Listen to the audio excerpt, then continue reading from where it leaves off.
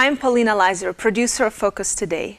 Thank you for watching this video, and make sure to check our other videos at theDove.us.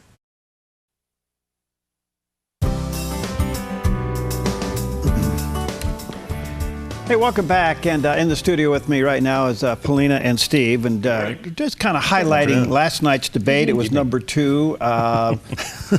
Donald Trump went into the debate tremendously handicapped from the previous 48 hours, where an old video was released of him saying some pretty hard things 11 years ago, and this was a leak from a news media to really derail his candidacy.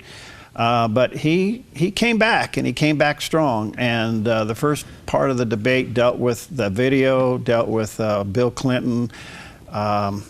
You know, it was stuff. It was almost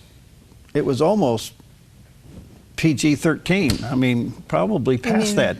Well, that's why I said it's like National Enquirer could have sponsored this debate, because it's kind of down into that level. It was. It's a disgrace to the American people and to the American process that we'd have to have this kind of talk during a presidential debate. But there was one question that, to me, that was the most defining question of all. It was the question asked by someone in the audience there in the forum about what they would do with the Supreme Court. Now, this is very, very significant, because there is a vacancy now on the Supreme Court with the death of the late Justice Anthony Scalia, and but there's an opening there and has not been filled, and now won't be filled until the next president. But there was the question was being asked. Now, we're going to play this sequence for you. You're going to hear the question. I want you to pay really close attention to what Hillary Clinton says, and then pay close attention to what Donald Trump says. So let's play that for you now. We have another audience question. Beth Miller has a question for both candidates. Good evening. Perhaps the most important aspect of this election is the Supreme Court justice. What would you prioritize as the most important aspect of selecting a Supreme Court justice? We begin with your 2 minutes, Secretary Clinton. Thank you. Well, you're right. This is one of the most important issues in this election. I want to appoint Supreme Court justices who understand the way the world really works, who have real-life experience, who have not just been in a big law firm and maybe clerked for a judge and then gotten on the bench, but maybe they tried some more cases. They actually understand what people are up against, because I think the current court has gone in the wrong direction. And so I would want to see the Supreme Court reverse Citizens United and get dark, unaccountable money out of our politics. Donald doesn't agree with that. I would like the Supreme Court to understand that voting rights are still a big problem in many parts of our country, that we don't always do everything we can to make it possible for people of color and older people and young people to be able to exercise their franchise. I want a Supreme Court that will stick with Roe v. Wade and a woman's right to choose, and I want a Supreme Court that will stick with marriage equality. Now, Donald has put forth the names of some people that he would consider. And among the ones that he has suggested are people who would reverse Roe v. Wade and reverse marriage equality. I think that would be a terrible mistake and would take us backwards. I want a Supreme Court that doesn't always side with corporate interests. I want a Supreme Court that understands because you're wealthy and you can give more money to something doesn't mean you have any more rights or should have any more rights than anybody else.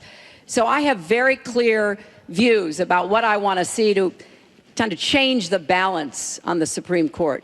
And I regret deeply that the Senate has not done its job, and they have not permitted a vote on the person that President Obama, a highly qualified person, they've not given him a vote to be able to have the full complement of 9 Supreme Court justices. I think that was a dereliction of duty. I hope that they will see their way to doing it, but if I am so fortunate enough as to be president, I will immediately move to make sure that we fill that. We have 9 justices, Secretary and they Clinton. get to work on behalf of our people. Thank you. You're out of time, Mr. Trump. Justice Scalia, great judge, died recently, and we have a vacancy. I am looking to appoint judges very much in the mold of Justice Scalia. I'm looking for judges, and I've actually picked 20 of them so that people would see. Highly respected, highly thought of, and actually very beautifully reviewed by just about everybody. But people that will respect the Constitution of the United States. And I think that this is so important. Also, the Second Amendment, which is totally under siege by people like Hillary Clinton. They'll respect the Second Amendment and what it stands for, what it represents. So important to me. Well, I think what you heard there was something that was very clear of the ideology, the philosophy of the two candidates. Hillary Clinton was clearly suggesting a very fluid court that would go with the times, anchored on nothing other than the emotion of the times, while Donald Trump was saying, no, we want justices that understand, respect, and defend the Constitution. Yeah. It was a shocking moment to me to see Hillary's answer. Well, and her concept is totally in opposition with what the Supreme Court was designed to be, right, which was a checks and balance of the president and the legislature. And she wants clearly the Supreme Court to be an activist group. Now that's a whole nother level there, where you have 9. You thought the Senate was pretty exclusive with, you know, it's 50 people who are deciding law. You'd have 9 deciding whether the other 2 are right or not. And that's not what it's supposed to be. It's supposed to use the Constitution as the filter to say, is this constitutionally accurate? So Donald Trump was absolutely right in all of that. And for people who don't want the Constitution to be the litmus test, well then I'm afraid they don't really quite understand the purpose of the Supreme Court, which is to use that as the filter about whether laws are legal or not to be in tune with the times that can change and are fluid. The document of the Constitution has already stated what those laws are and what the standards are. And for her to go out on this ledge, I think that's a little concerning, I would hope, for people of her own party, because now it's turned into an activist thing, which means if you have a Republican in place, it could be activist in that way. It's just the winds of change will decide what the Supreme Court decides. And that's never how the Supreme Court was designed to operate. And I think it also shows, once again, that Hillary and Obama and everybody in their camp is on a mission to redefine America and redefine their values, create their own Supreme Court, create their own mission for this country. And when she says that Donald Trump wants to go back, I think it's actually a compliment, because he does want to go back to the times when we respected the Constitution and when the Supreme Court was, like you said, with a different purpose and a different mission appointed. So it was a beautiful moment in the debate. Well, there were 3 things in that response. One was Donald Trump mentioned, you know, adhere to the Constitution, and you're absolutely right, Steve. Every case that comes before the Supreme Court has to use the Constitution as the filter. Number 2 was he at the end there, he got in the plug defending the Second Amendment, keeping it in place. Huge issue. Huge issue. Now, she tried to counter that on her response. Didn't go anywhere. But anyway, Second Amendment. The other one, Roe versus Wade. I just had Robin Fuller in here. And I would say that the sentiment of the country now is moving towards pro-life at a rate we've never seen before. A lot of this is a result of the ultrasound and what really is going on in the womb of a woman that's pregnant. We know that it's a baby, not a blob of tissue. So that issue alone could move towards reversing Roe versus Wade in this country. Has nothing to do with women's health, because a woman can get health care no matter where she goes. She can go to the ER and get health care. And if you look at Robin's clinic, it also offers women's health care because it's medical. So there are those options. And then the last one was redefining marriage to be between a man and a woman. In other words, the Defense of Marriage Act put back into place. Those are big issues. Those are huge issues. And the other one is, I think that has to be addressed by a Supreme Court, is the power of the presidency. We have never, ever experienced a president governed by executive order like this one and never got called on the carpet for it, which brings into focus what is the role of the Congress, what is the role of an oversight committee, and can all of these executive orders be challenged constitutionally? The irony is that if Trump becomes president, he would use executive order, overturn executive order. That's kind of a funny thing, but the power of the executive order and what it was intended to do. So I thought that was a defining moment. If you ever wanted to know the difference between the two people, I thought it came up in that question last night. So. What other moments did you guys found interesting or favorites maybe during the debate?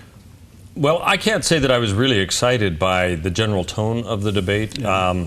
I don't know what we're going to expect in the third one. I just have a feeling it's going to be more of the second one, even more extreme, because we're getting into the mud in a lot of this stuff. And it'll be interesting to see if at some point, if Trump keeps bringing up Bill Clinton, which they haven't said, you know, if Hillary gets elected, Bill goes to the White House. Do you realize that? You know, it hasn't really been spelled out that simply, you know, but that would be a concern there. But if you bash on somebody's spouse saying, well, that's not the person who's running for office, that can be dangerous. So far, it doesn't seem to have hurt Trump too much, but it could. I think there's a good point there. What Trump did last night by bringing these 4 women and having a news conference with them prior to the debate and then bringing 3 of them into the debate may have nullified this whole mudslinging issue. He is saying to her, you bring it up, I'm going to bring it back. And it's a tit for tat. We don't like it. It's ugly. It's just nasty stuff. But on the other hand, I think what he has done last night maybe has taken all this stuff off the table. For now. The third debate may be very substantive. We don't know what WikiLeaks is going to do. There's more to come out on that. And in 10 days for that election, anything could happen. And Dr. Ben Carson said there's possibly some more videotapes coming out of Trump in earlier locker room type settings. We don't know where all this is going to go. But I think there's enough on both sides that it's a stalemate now, and the third debate has to get back onto the issues. Oh, we'll see. Yeah. That'll be interesting. Yeah. The last question was kind of, you know, I guess sets the atmosphere for people to go and could you say go anything to nice bed. about each Yes. other? Yeah. And of course, Hillary said that Trump's kids, and she was eager to answer first. So she complimented his kids, and I thought his answer was great.